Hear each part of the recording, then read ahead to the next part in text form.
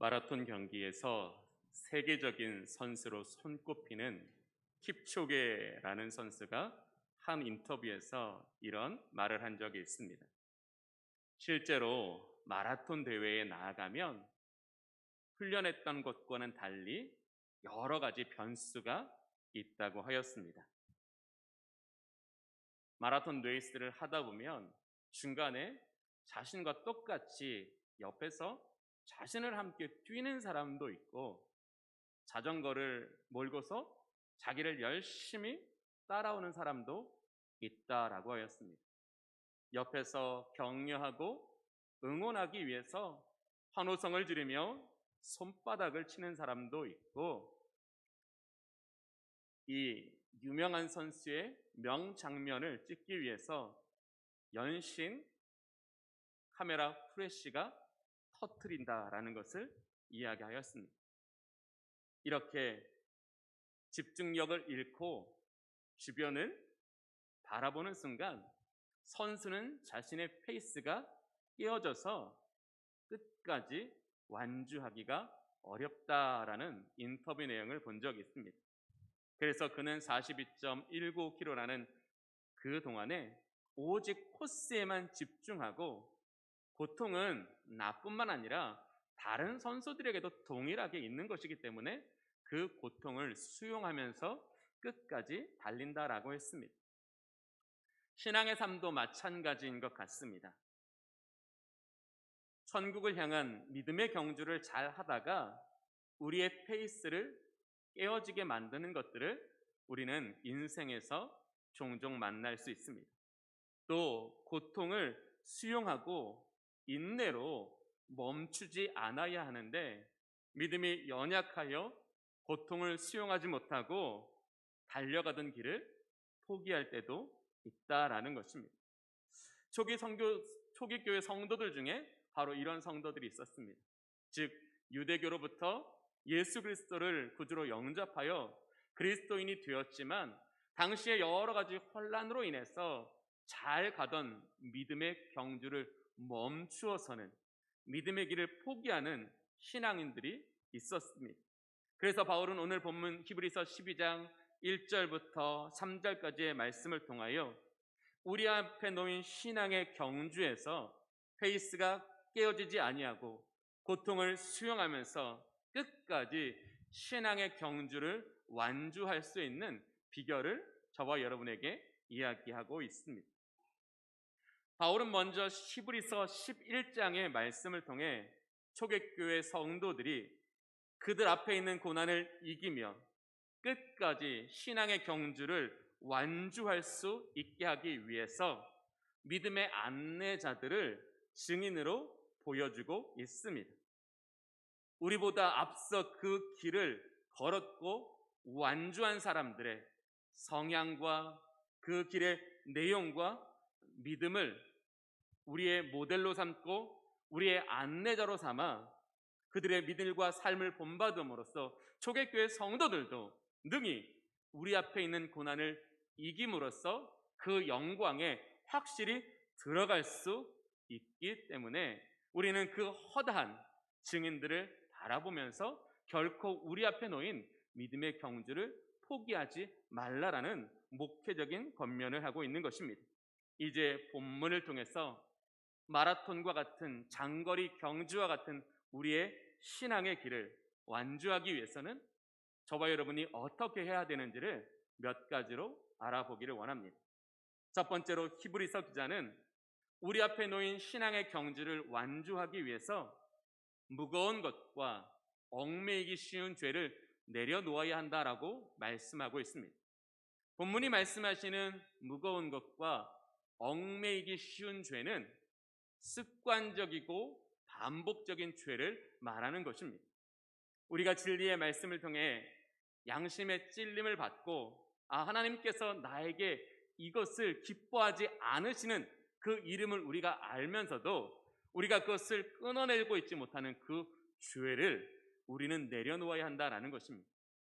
또 저와 여러분이 신앙생활을 하면서 게으름이나 무관심이나 방관들을 통해서 그래 다음에 하면 되지, 형편이 좋아지면 하면 되지. 이렇게 하나님께서 오늘 우리에게 분명한 말씀을 주셨지만 그 말씀에 순종하지 못하고 다음으로 미루어서 우리 안에 있는 영적인 감동이 식어지고 우리 안에 있는 영혼의 불이 메말라서 이후에는 어떠한 하나님 앞에 신앙적인 응답도 순종도 할 수 없게 만드는 우리의 이런 나태함과 뒤로 미루는 행동들을 내려놓아야 한다는 것입니다. 특별히 하나님과의 인격적인 관계에서 해결해야 될 일들을 하나님을 만나고 그분께 기도하고 그분께 음성을 듣는 그 하나님과의 친밀한 교제가 아닌 사람을 만나고 주변 사람들의 힘을 이용하고 세상의 방법으로 자신의 문제를 해결하려는 이런 불신앙의 죄를 우리는 내려놓아야 한다라는 것을 본문은 우리에게 이야기하고 있는 것입니다. 저는 오늘 말씀을 준비하면서 그리스도인이든 비그리스도인이든 공통적으로 가지고 있는 인생의 무거운 짐은 무엇일까라고 한번 고민을 해보았어요. 고민을 해보았더니 공통적인 게 있더라고요. 바로 성공이라는 무거운 짐이라는 거지. 어른이든 애든 모두 다 한결같이 성공하려고 하더라는 것입니다. 왜 그럴까요? 우리는 암묵적으로 성공하는 것이 잘 되는 인생, 잘 사는 인생, 인정받는 인생이라고 교육받아왔기 때문입니다. 이제 여러분께 여쭤보겠습니다. 여러분이 생각하는 그 성공의 개념과 오늘 성경이 말씀하시는 성공의 개념이 같습니까? 하나님은 분명히 우리에게 우리가 잘 되고 우리가 성공하고 우리가 높은 곳에 있는 것을 성공한 인생이라고 한 번도 말씀하신 적이 없습니다. 오히려 하나님께서 말씀하시는 성공적인 인생은 무엇이었을까요? 하나님을 사랑하고 내 이웃을 사랑하는 인생이야말로 그런 존재로 하나님의 거룩한 형상을 닮아가는 삶이야말로 진짜 성공한 인생, 정말 유익한 인생이라고 성경은 누누이 이야기하고 있습니다. 몇 해 전에 이 한 끼 줍쇼라는 TV 프로그램을 한번 본 적이 있습니다. 우리 젊은 분들은 한 끼 줍쇼라는 프로그램이 뭔지 아시겠지만 이 텔레비에 이 강호동과 이경규 씨가 메인 MC로 나오고요. 한 명의 게스트를 각각 초대해서 어떤 특정한 지역에 가서 그냥 무작정 그 집의 배를 누르는 거예요. 그래서 그 집에서 저녁을 한 끼 얻어먹는 그런 프로그램이에요. 그러니까 저녁을 얻어먹으면 성공하는 거고 못 얻어먹으면 아무것도 못 먹는 그런 쫄쫄 굶는 그런 프로그램이 있습니다. 그때 게스트가 이효리 씨였는데요. 김포 지역에서 이 녹화를 하다가 마침 어떤 초등학생처럼 보이는 아이가 이 녹화장을 지나가고 있었던 거예요. 그러니까 강호동 씨가 그 아이를 위하는 마음으로 얘야 너 공부 열심히 해서 꼭 성공한 사람이 돼야 돼 라고 이렇게 소리쳤어요. 그러자 이 이효리 씨가 바로 이 강호동 씨의 말이 끝나기도 전에 공부 열심히 하지 마, 성공한 사람 되지 마, 네가 되고 싶은 사람 돼, 이렇게 붙여서 이야기하는 것을 제가 들은 적이 있습니다. 물론 기성세대의 가치관으로서는 공부를 잘하고 성공하는 사람이 되는 길이 유익한 길이라고 여겨주실 것입니다. 그러나 우리가 그렇게 교육되어지고 그렇게 가치를 삼는 순간 성공하지 못하는 인생은 루저가 되는 것입니다. 과연 하나님께서 한 사람을 기준 세우시는 것이, 한 사람의 인생의 기준으로 삼고 있는 것이 그가 성공했느냐 성공하지 않았느냐일까요? 아니면 그가 하나님의 형상을 닮았느냐 아니면 하나님의 형상을 닮지 않았느냐였을까요? 우리는 어린 아이들에게도 내가 지고 있는 이 성공이라는 짐을 여전히 대물림하고 있습니다. 우리 아이들이 예수의 꿈을 꾸고 예수님께 시선을 두고 예수 그리스도가 인생의 주인되어 하나님께 전적으로 인생을 맡겨야 되는 그 시기에 우리는 아이들을 학원으로 뺑뺑이 돌리면서 헬리콥터 맘처럼 살아가고 있다라는 것입니다. 유태인의 교육법이라는 책에 보면 유태인들은 자녀들에게 이렇게 가르친다고 합니다. 하나님께서 너희에게 다른 사람보다 다른 재능을 주시고 다른 능력을 주시고 다른 축복을 주신 것은 이 땅의 연약한 자들을 도우라는 하나님의 사명입니다. 그 사명을 위해서 하나님은 우리에게 은사를 주셨고 재능을 주셨기 때문에 우리는 그 은사를 통해서 그 재능을 통하여 하나님과 이웃을 섬기는 데 사용하는 것이 참된 인생이다. 하나님이 기뻐하시다는 삶이라는 것을 늘 강조하니까 애들이 6세, 7세가 되면 부모님께 받은 용돈으로 그것을 구별하여 헌금도 드리고 기부하는 삶도 그때부터 훈련하고 다져진다고 합니다. 1940년도에 미국에 조지 워싱턴 커버라는 유명한 과학자가 있었습니다. 그때는 흑인을 여전히 차별하던 시대였음에도 불구하고 이 조지 워싱턴 커버라는 흑인은 미국 모든 사람들에게 존경을 받는 사람이었습니다. 1900년도 초에 미국에는 경제적으로 큰 어려움이 있었습니다. 그 어려움을 해소하기 위해서 국가가 내놓은 정책이 뭐냐면 목화, 면화를 심는 거였습니다. 면화를 심어서 그것들을 잘 키워서 세계에 수출함으로써 경제적인 어려움을 이겨내려고 했습니다. 그렇게 해서 목화가 너무너무 잘 됐어요. 너무너무 잘 돼서 미국이 굉장히 경제적으로 윤택해졌는데 목화를 온 땅에서 심다 보니까 이 목화가 자라난 곳에는 땅의 질소가 점점 줄어져서 이 땅이 황폐화되기 시작했어요. 더 이상은 어떤 작물을 심을 수 없는 어떤 그런 불모지가 되었다는 거죠. 이것에 대해서 고민하던 한 박사가 바로 이 조지 워싱턴 워커라는 사람이었습니다. 어떻게 하면 이 황폐화된 땅을 살릴 수 있을까? 고민하고 여러 가지 시도를 하다 보니까 땅콩을 심으니까 땅의 질소가 늘어나고 땅이 옥토로 다시 회복되는 것을 경험했다라는 거예요. 그래서 이 면화를 심던 곳에 면화를 이제 다 뽑고 이 땅콩을 시작해서 땅콩이 또 어마어마하게 이렇게 많아졌다라는 거죠. 공급이 과잉되면 어떻게 될까요? 땅콩 값이 떨어지게 되겠지요. 지금 우리나라도 그런 경우가 있으니까요. 그렇게 공급이 과잉되다 보니까 땅콩 가격은 떨어지고 농부들은 큰 어려움에 처하게 되었던 거예요. 또 이 조지 워싱턴 워커라는 사람은 안 되겠다. 그래서 이 땅콩을 이용해서 생산할 수 있는 2차 생산물, 기름이라든지 버터라든지 어떤 비누라든지 어떤 미용용품들을 개발해가지고 한 30가지 정도의 발명품을 만들어 놨다고 합니다. 대부분의 사람들은 이러한 위대한 발명품에 무엇을 낼까요? 특허를 출원합니다. 그래서 그것들을 사용하는 기업으로부터 로열티를 받는 것이 사람들의 일반적인 어떤 삶의 내용입니다. 그러나 이 조지 워싱턴 워커라는 사람은 자기가 개발한 모든 것에 상품권을 등록하지 않았습니다. 특허권을 출원하지 않았습니다. 사람들이 왜 당신은 그렇게 해서 부자가 될 수 있는 기회를 그렇게 없애느냐고 하자 그는 이렇게 대답했답니다. 하나님께서 나에게 특별한 능력을 주신 것은 모든 사람이 하나님의 은혜 가운데 평안한 삶을 살게 하시기 위함입니다. 난 그래서 내가 부자가 되는 것보다 내가 발명한 기술을 통해서 더 많은 사람들이 잘 되고 더 많은 사람들이 부유해지는 것을 저는 더 목표로 삼고 있습니다. 어쩌면 우리가 우리 아이들에게 이렇게 하나님께서 주신 은사가, 하나님께서 주신 재능이, 하나님께서 주신 능력이 자신뿐만 아니라 인류와 창조 세계를 회복하는 그런 하나님의 능력으로, 하나님의 도구로 쓰임 받는 것이 진짜 성공한 인생, 그것이 하나님이 기뻐하시는 인생으로 우리가 가르쳐야 되지 않을까요? 너에게 하나님께서 특별한 은사를 주신 것은, 너에게 특별한 재능을 주신 것은 너만 잘되게 하시기 위함이 아니라 너의 주변 사람과 또 이 나라와 이 민족과 열방에 하나님께서 얼마든지 구원하시고자 하시는 바로 그 사람들에게 하나님의 은혜를, 하나님의 나라를 선포하고 증언하는 일에 사용되게 해야 한다. 저는 이래야 우리 애들이 어떻게 될까요? 예수 붙잡고 살아갑니다. 예수를 길로 삼아갑니다.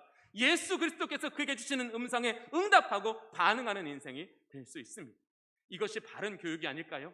이것이 바른 하나님의 형상으로 사람을 세워가는 방법 아닐까요? 그것이 한 사람의 인생으로 하여금 하나님의 전능하신 은혜 가운데 풍성한 삶을 누리게 하는 길이 아닐까요? 그런데 우리는 예수 그리스도를 믿으면서도 여전히 세상의 무거운 짐을 내려놓고 있지 못합니다. 세상의 무거운 짐을 내려놓지 못하니까 우리는 어때요?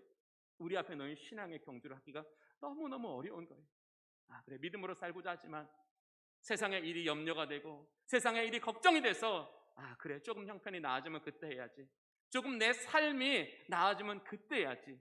차일피일 미루다 보니까 우리의 시간은 이미 흘러가 버렸고 우리는 하나님 앞에 영적으로 새로워질 수 있는 기회를 잃고 살아가는 것이 아마 저와 여러분의 현실의 한 모습일 거라고 생각이 듭니다.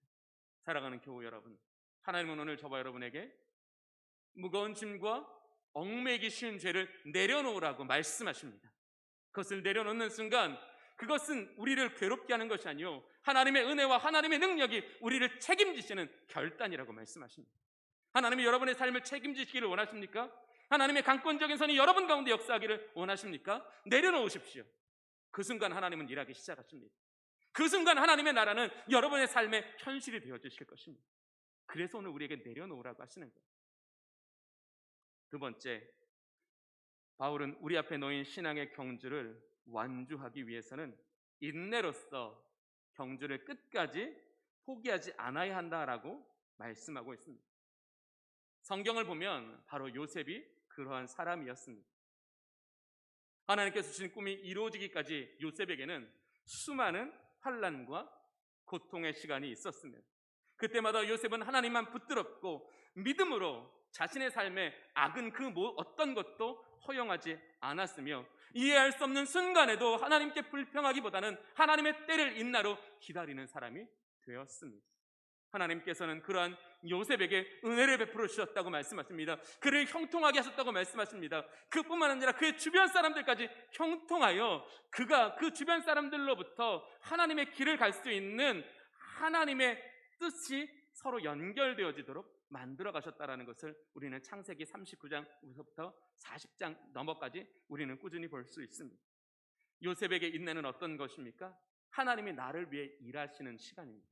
하나님께서 나와 같이 연약한 사람이 그 나라와 그의 의를 이룰 수 있도록 하나님께서 나의 믿음과 내 성품과 내 삶의 길을 다듬으시고 훈련하시고 온전케 하는 시간을 이 요셉은 인내의 시간이라고 여겼다라는 것입니다. 달팽이 한 마리가 사과나무에 올라가고 있었습니다. 달팽이가 얼마나 느린지 여러분 아시죠? 하루 종일 올라가도 몇 센치 안 올라가잖아요. 달팽이는 죽을 다해서 사과나무에 올라가고 있었습니다. 달팽이가 사과나무에 올라가는 그 시간 동안 새가 와서 그 사과나무를 조금씩 쪼아 먹기 시작했어요. 달팽이가 막 오르고 중간쯤 가니까 이미 이 새가 사과나무를 다 쪼아 먹은 거예요. 그래서 이 새가 이 달팽이를 불쌍히 여기는 마음으로 너 지금 올라가봤자 사과나무에 사과 하나도 없어. 너 올라가는 거 헛수고야 라고 이렇게 이야기했습니다. 그러자 달팽이는 이렇게 이야기했다고 합니다. 내가 저 꼭대기에 도착할 때쯤이면 사과가 열릴 거야. 달팽이는 눈앞에 보이는 현실만 보지 않았다는 것이 그 뒤에 있는 또 다른 하나님의 은혜의 역사를 바라보고 있었다는 것이 그게 인내라는 거예요. 왜 내가 믿음 생활 잘하는데 왜 갑자기 내 길이 가로막히지? 왜 내가 원하던 대로 내 삶의 길을 하나님께서 이끌어 가시지 않지? 거기에는 하나님의 이유가 있다고 제가 말씀드렸습니다. 하나님의 목적이 있다고 말씀드렸습니다. 그것을 주목하는 시간을 인내라고 말씀드렸습니다.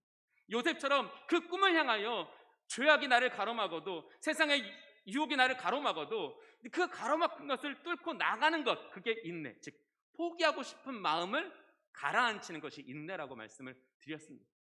우리는 매일매일 인내의 소중함을 피부로 겪고 살아가고 있습니다. 사실 여기 계신 모든 분들은 거의 대부분 집 밖으로 나오지 않으시는 사람은 모르겠지만 집 밖으로 나오시면 꼭 매일 인내의 중요성을 발견하고 살아가십니다. 신호등입니다. 우리는 빨간불이 꺼질 때까지만 기다리면 됩니다.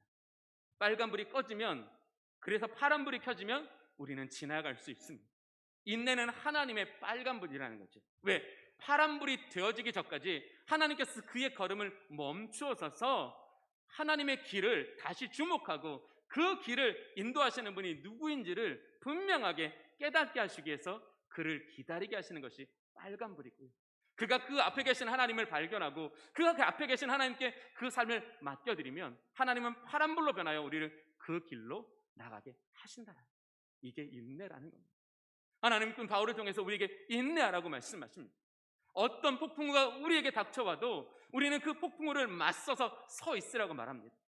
어떤 고난이 우리에게 닥쳐와도 우리에게 하나님 주신 그 꿈을 향하여 계속 나아가라고, 포기하고 싶은 마음을 내려놓고 나아가라고 말씀하십니다. 그러면 하나님의 때는 반드시 임할 것이며 그 하나님의 때에 우리를 하나님은 영광스럽게 하신다라고 말씀하고 있는 것입니다. 그러므로 저와 여러분은 인내로 우리 앞에 놓인 신앙의 경주를 포기하지 않기를 원합니다. 인내로 영원하신 하나님의 그 기쁨에 참여하는 우리 성도님들이 되실 수 있기를 바랍니다. 세 번째, 우리 앞에 놓인 믿음의 경주에서 완주할 수 있기 위해서는 예수를 바라보아야 한다라고 말씀하십니다. 오늘 본문 12장 2절 전반절을 보시면 우리가 예수 그리스도를 바라보아야 하는 이유를 분명하게 이야기하고 있습니다. 왜 우리가 예수를 바라보아야 되냐? 예수는 믿음의 주인이시기 때문에, 예수는 우리를 온전케 하시는 분이시기 때문에 우리는 예수를 바라보아야 한다라고 이야기하고 있습니다. 왜 사람들이 한 사람의 인생을 마라톤의 경주에 비유할까요? 마라톤 경주에는 진짜 많은 변수들이 있고요, 많은 코스들이 있습니다. 알고 가지만 그 길에서는 우리를 유혹하는 것들이 많고 우리를 지치게 하는 것들이 너무 많아서 아마 이 인생을 마라톤에 비유하는 것 같습니다. 그런데 이 장거리 레이스를 하는 스포츠 경기를 보면 어떤 사람에게 더 좋은 성과를 내기 위해서, 그가 바라는 그 성과를 내기 위해서 그와 함께 뛰어주는 페이스메이커라는 사람이 있습니다. 우리가 평창 동계올림픽에 이 매스 스타트라는 종목에서 이승훈 선수가 금메달을 땄는데요. 그때 정재원이라는 이 페이스메이커가 이 이승훈 선수의 앞에서도 달리고 옆에서도 달리고 뒤에서도 달리면서 그의 페이스를 계속 정상적으로 유지시켜 주었다는 거죠. 이 두 사람이 얼마나 많이 같은 훈련을 했겠어요. 같은 훈련을 하다 보면 1km대의 체력, 2km대 체력, 3km대 체력, 그리고 어떤 구간에서 반복적으로 실수하고 어떤 구간에서 멘탈이 무너지는 것까지 철저하게 다 훈련 속에서 경험했다라는 거지.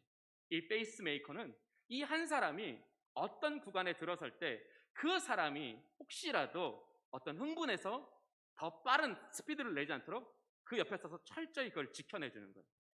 어떤 순간이 들어간 어떤 그 길에 다다르면 이 사람이 훈련 때 넘어진 트라우마가 있으니까 그것 때문에 어떻게 마음이 어려워질 때 그때 용기를 주는 거예요. 할 수 있어.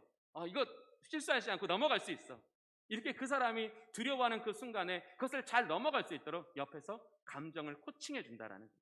그래서 끝까지 이 사람이 완주할 수 있도록 도와주는 것, 이것이 바로 페이스메이커라고 합니다. 오늘 본문에 온전케 하시는 이다라는 이 온전함이라는 단어는 완성자라는 것입니다.